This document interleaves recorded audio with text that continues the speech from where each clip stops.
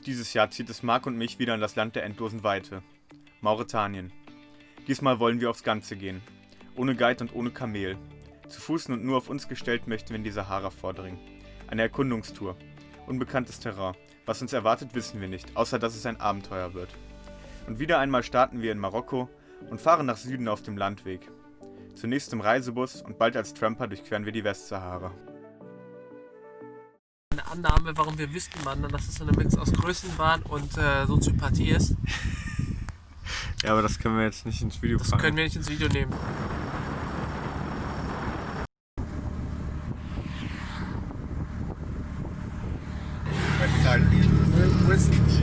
West Sahara.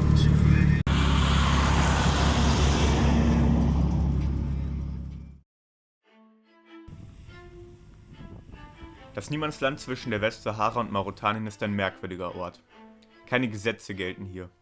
Ausgeschlachtete Autowracks liegen herum, soweit das Auge reicht, und scharfe Landminen warten rechts und links neben der Fahrspur. Hinter der Grenze wartet eine andere Welt auf uns. Die sogenannte dritte Welt, Mauretanien. Eine Welt, die uns mittlerweile vertraut, wenn nicht sogar heimisch geworden ist. Das Land der Wüstenpoeten und Nomaden, das Land aus Stahlstaub und Dreck, macht euch euer eigenes Bild. Kurz hinter der Grenze überqueren wir die Gleise des Eisenerzzuges. Der längste Zug der Welt. Über 3 Kilometer misst er und wird von 3 monströsen Loks gezogen. Die Mauretanier selbst nennen ihn schlicht Le Train, der Zug. Mehrere Züge fahren im Wechsel die Strecke von der Küste Nouadhibous in die Eisenerzminen nach Suadat, ins Herz der Sahara und zurück. Einheimische, die in die Wüste wollen, nehmen den Zug. Genau wie Abenteurer.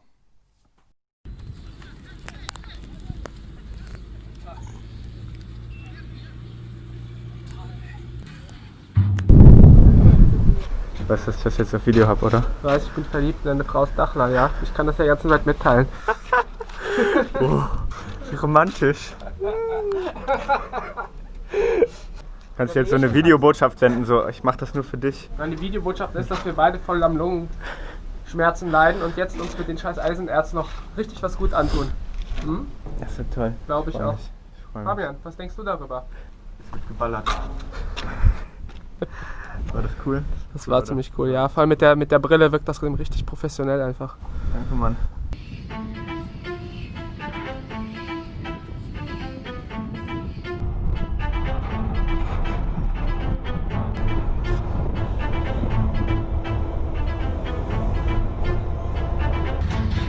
Wundervoll!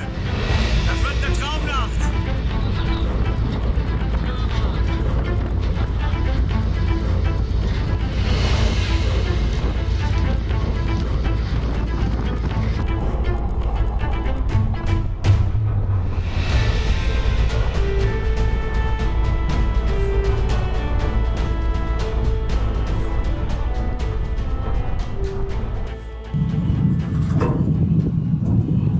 Zu laut, um zu schlafen, zu erschöpft, um wach zu bleiben. Ein merkwürdiger Trancezustand überfällt mich. Unter tosendem Lärm, mit dem Knirschen von Sahara-Staub zwischen den Zähnen werden wir vermummt in unserem Bett aus Stahl unter dem Sternenhimmel in den Halbschlaf geschaukelt. Verliere mich in Träumen und Gedanken, um immer wieder durch einen gewaltigen Rums in einem Raum aus Lärm und Metall zu erwachen. Nichts scheint mehr wie es ist auf dieser Zugfahrt zwischen den Realitäten. Eine Welt für sich, auf den Schienen, die uns tragen durch das endlose Nichts der Wüste. Durch das Meer aus Staub und Sternen.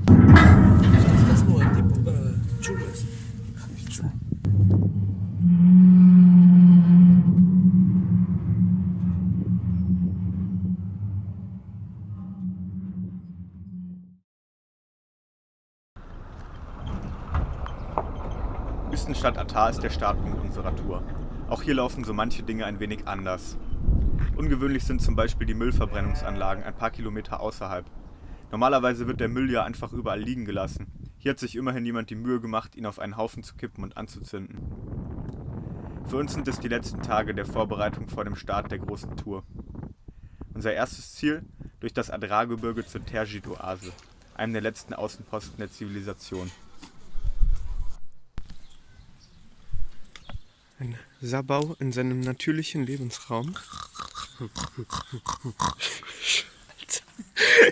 Ich wusste nicht, dass du mich filmst, Alter. Das machst du noch viel besser.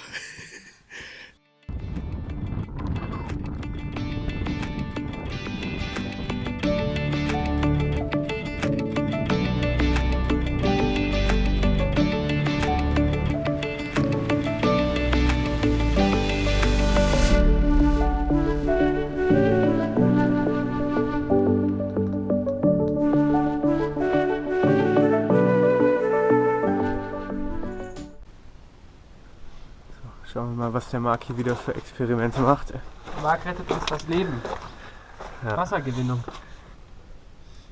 Nachdem die Ziegen alles weggetrunken haben. Ah, das ist doch hier. 10 Minuten, das hat voll, ne? Wie wild ist Fabian in seinem natürlichen Lebensraum?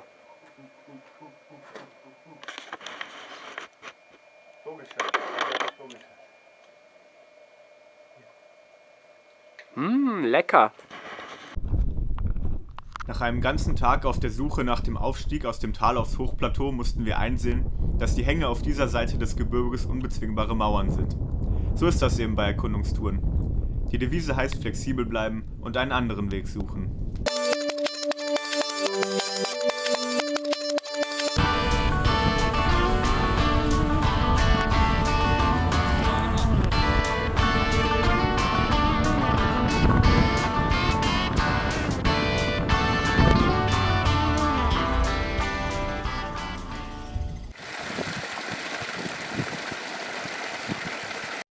Fabian, ist dir bewusst, dass wir gestern im Erwerbungsmittelsaal versucht haben, Wasser zu gewinnen und wie wir jetzt sind?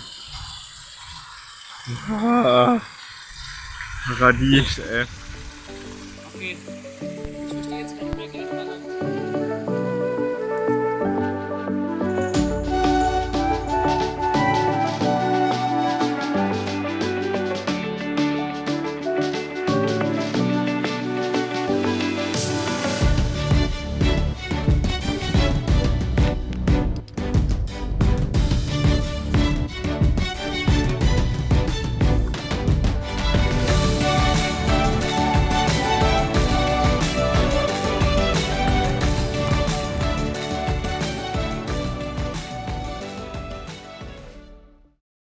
Nicht nur die warmen Thermalquellen, die in Granitbecken fließen, machen auch unser zweites Ziel, die Egleitat-Oase, zu einem versteckten Paradies. Wir hatten weder mit so viel Grün noch mit so vielen Menschen in dieser Ecke der Wüste gerechnet. Schnell werden wir Freunde mit unseren Gastgebern, die uns einladen, ein paar Tage im Dorf zu bleiben, als sie hören, dass Marc schwer erkältet ist und sich erholen muss.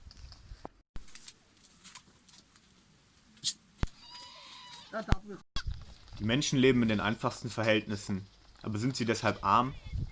Reich an Herzenswärme, jedenfalls sind sie sicher. Die Gastfreundschaft und das Vertrauen, das einem hier entgegengebracht wird, sucht seinesgleichen.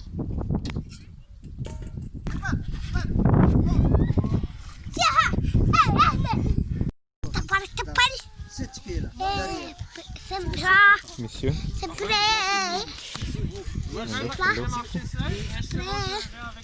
Entschuldigung, wir versuchen hier einen Esel zu kaufen.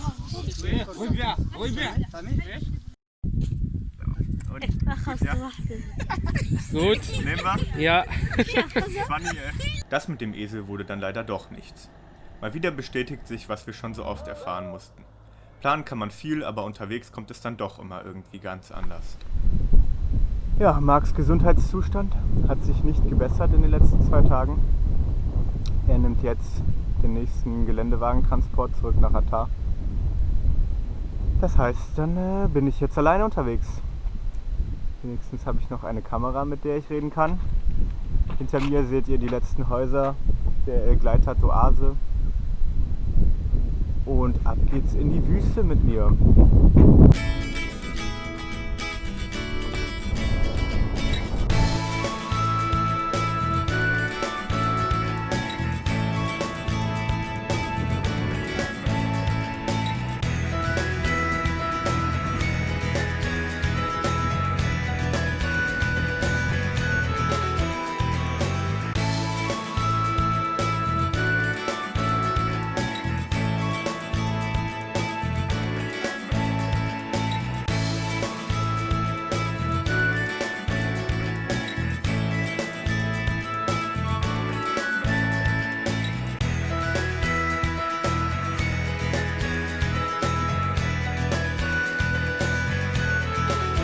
Tag.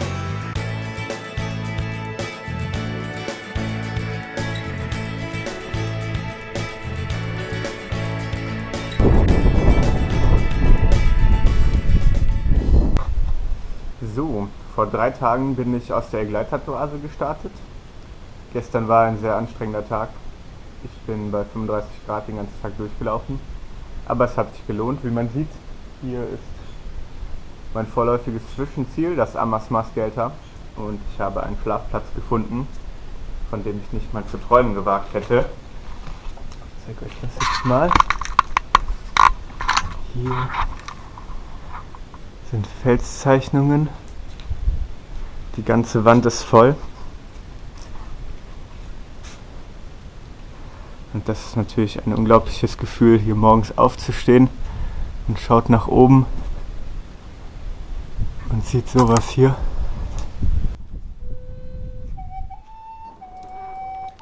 Einfach leben. Wie unsere Vorfahren vor 10.000 Jahren, die diese Gemälde gemalt haben. Die Wüste und dieser Ort lassen mich die Verbindung zur Ursprünglichkeit spüren.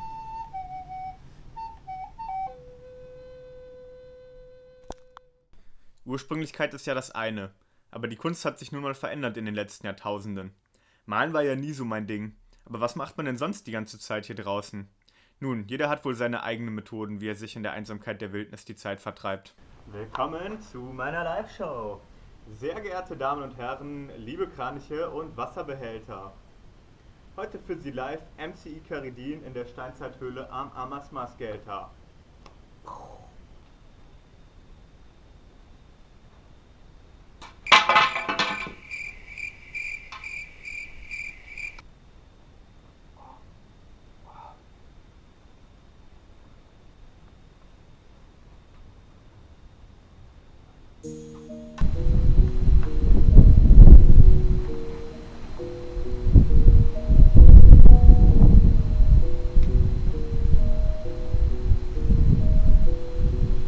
Du hörst mich in meinen Altmann-Sandalen Alhamdulillah sagen, kannst wie ein Berber ein Bart tragen, hart labern, doch ein Tag hier draußen lässt sich durchdrehen wie Radnaben. Wat war denn, soll ich dir mal platt sagen, deine Crew sind lustige Lümmel wie Lilliputaner beim Radschlagen. Stop! Das sind Dirt in the Desert. Das sind Dirt in the Desert.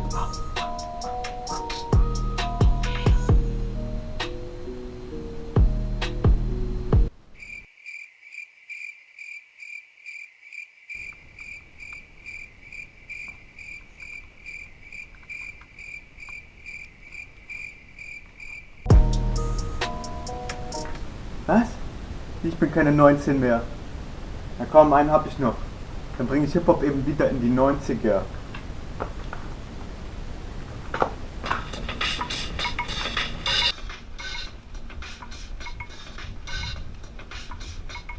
Auf den Kopf knallt's heiß.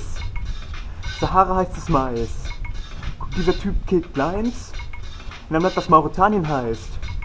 Du sagst, ich mach das nur für Likes. Amateur, schweig, das ist Leidenschaft. Leicht gesagt, ich lebe diesen Scheiß. Pack die Sandalen, setz den Turban auf. Rucksack auf, lauf. Zieh dir im Backofen, bist du zum Auflauf. Dann geht's Kappe zu. Halb Affe tot, halt Stopp, halb Mond. Komm ich lebend hier raus. Bin ich halb Apfel, halb Brot. Halt wo? War nochmal der Sinn von diesem Text? Man Sahara-Sonne putzelt mit das Hirn weg. Ach ja, stimmt. Ging darum, was für ein krasser Typ ich bin. Alleine durch die Wüste, wer von euch kriegt das hin? Man, ihr fragt nach dem Sinn, fragt sich, warum macht ihr das? Wochenlang alleine durch die öde Landschaft. Man schafft nur das, was man ohne Mann schafft. Ganz auf sich gestellt, hier draußen geschafft hab, schafft ab die Grenzen in eurem Kopf, was möglich ist. Denn nur dann kannst du sehen, wer du bist.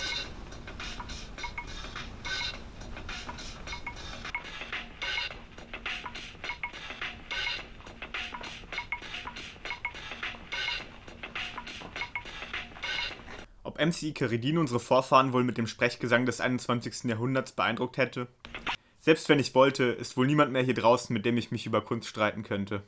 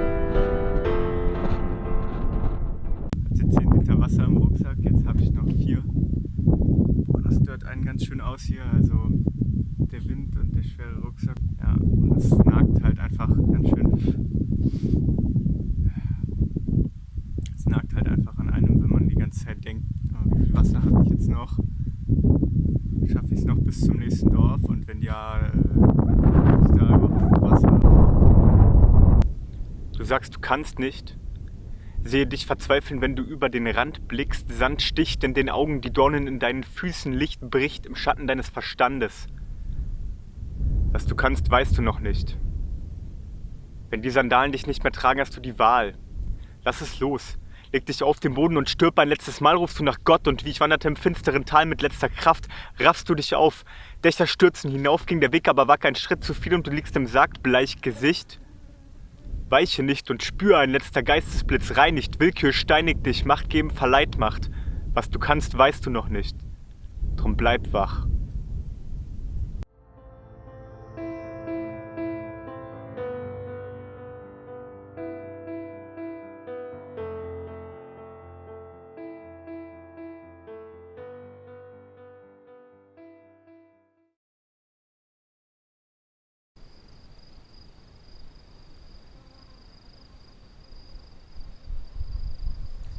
Ich würde ja sagen, die Uhren ticken anders in den Wüstendörfern.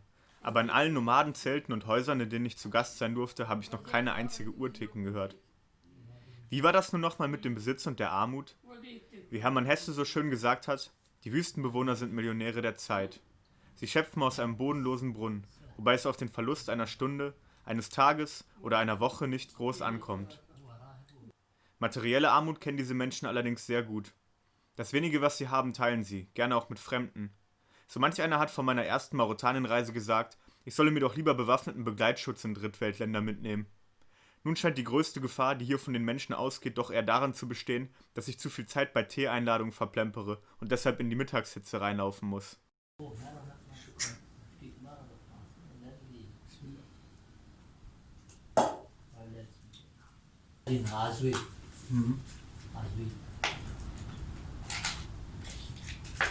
But it's very hard. Tu veux voir la The dunes, very difficult. difficult, c'est très difficile. Difficile. Après le dune. Ja, gut. Ja. Ursprünglich wollte ich nach dem Amasmas Gelter ja die Tour beenden, aber irgendwie hat es mich gepackt. Es reichte einfach noch nicht. Ein letztes Mal lasse ich meine Wasservorräte auffüllen und mache mich auf den Weg. Vor mir liegt der Ergammertlich. Den werde ich jetzt mit allem, was ich im Rucksack habe, durchqueren. Das könnte eine ziemlich heftige Nummer werden. Und ich muss sagen, ich habe einfach Bock, es drauf ankommen zu lassen. Und meine Grenzen zu erweitern von dem, was ich glaube, was möglich ist, was ich kann. Ja, das ist halt so ein bisschen das Spiel, was ich hier spiele, ne? Da geht es ums Ganze. Da ist der Einsatz das Leben, aber hoffen wir mal, dass ich das Spiel gewinne.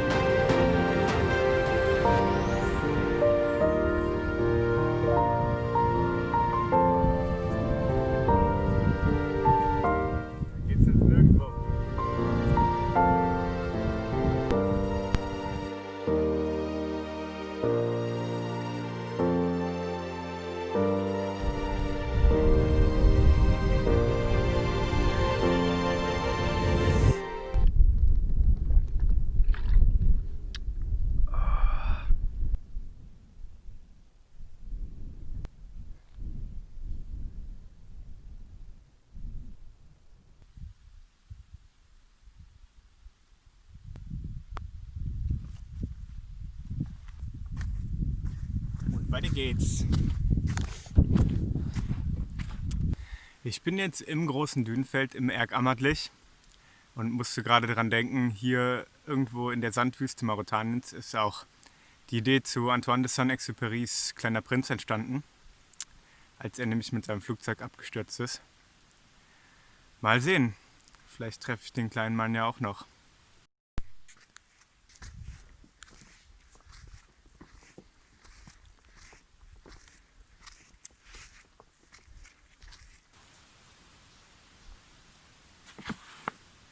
Mein Geist, meine Betätigung, mein Arbeitszimmer, mein Schreibtisch, mein Beruf, der Weltenwandler, von mir selbst vereidigt. Objektiv gesehen keine Arbeit, die ein Bein bricht. Trotzdem härter als du denkst, auf du bist nicht beleidigt, aber ich kann Dinge sehen von oben, wie Strukturen sich verschoben haben und Menschen Götter loben. Eine Prise Mystik und ein kleines bisschen Wissenschaft, ein paar Flocken Müsli, ach Nanu, wer ist denn das? Oh, ein kleiner Prinz? Sag mal, müsstest du nicht auf irgendwelchen Planeten rumlaufen und Blumen gießen oder so ein Quatsch? Der Prinz sagt, na, ist kein Quatsch, passt mal auf, was du da machst. Weltenwandeln ist ja sicher nicht für jeden was, jedem das, was er meint. Aber Blumen gießen hält dann auf dem Boden, bist vermaledeit, wenn du dich verlierst und dein Körper sich vom Geist teilt.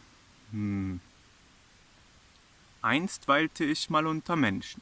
Jetzt lieg ich alleine in der Wüste unterm Sternenhimmel. Kämpfen muss ich hier nur noch mit mir, da wo ich gerne hin will, weiß ich nicht, drum bleib ich. Was mache ich denn jetzt nur? Ist doch bloß meine Aufgabe. Legst alles, was ich sage, auf die Briefwaage. Wie, frage ich, du bist doch selber nicht ganz dicht. Da dämmert mir so langsam eine Schieflage. Ich wach auf meinem Planet. In meiner Hand hab ich eine Gießkanne.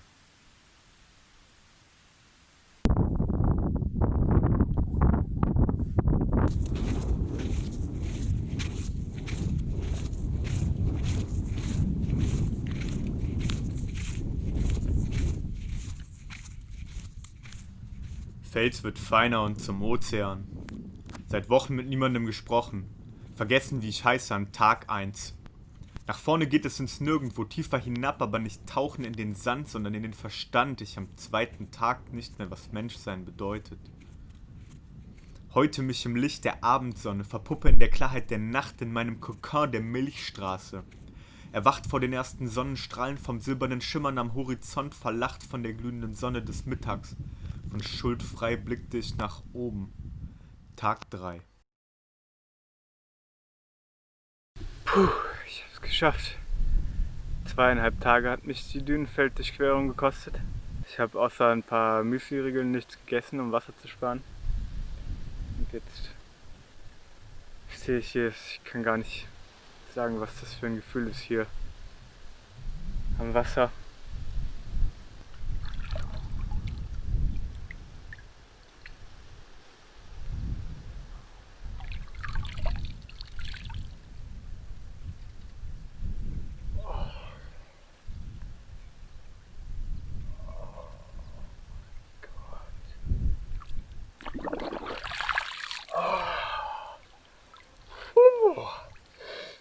Ist das geil, Alter.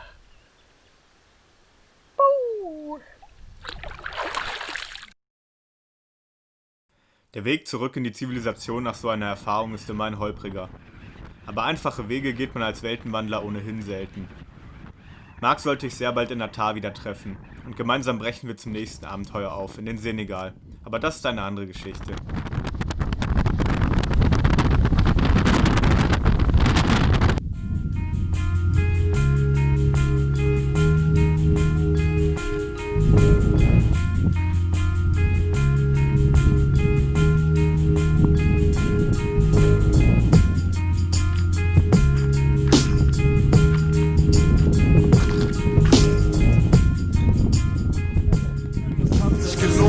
Lange Straße, das hier ist ein ganz schön weiter Weg. Und egal was die Leute sagen, du wirst diesen Weg alleine gehen. Das ist eine ganz schön lange Straße, das hier ist ein ganz schön weiter Weg. Und egal was die Leute sagen, du wirst diesen Weg alleine gehen.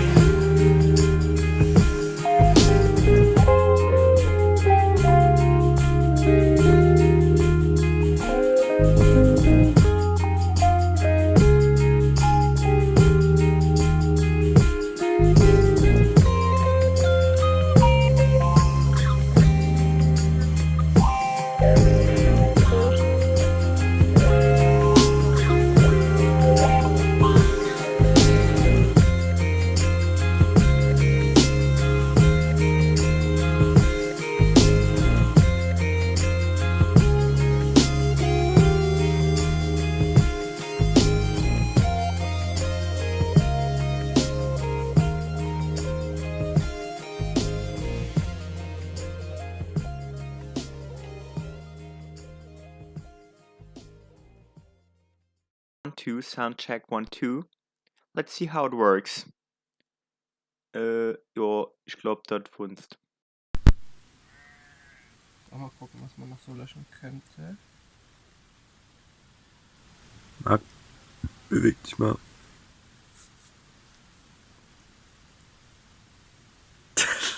Erstaunlich gut. Was? Das geht mit dem Scharfstellen. Ich dachte, erstaunlich gutes Movement von mir.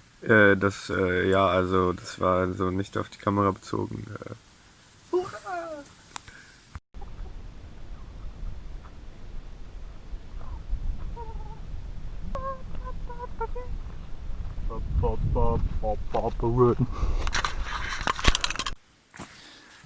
Der Weltenwandler, Testvideo 1, 2, 3. 3, wie ist der Sound da? Ist der Sound gut da? Ist der gut? Schauen wir mal. Was ist das denn? Das ist der Wahnsinn. Das ist so grün.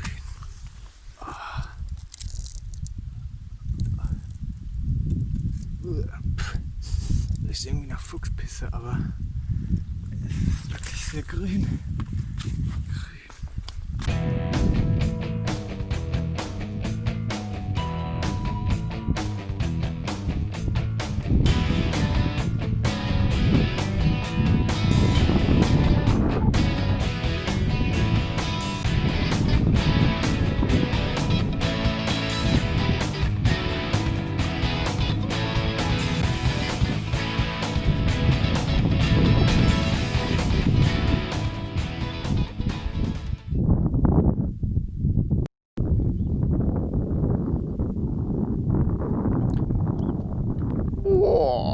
Ist das langweilig hier.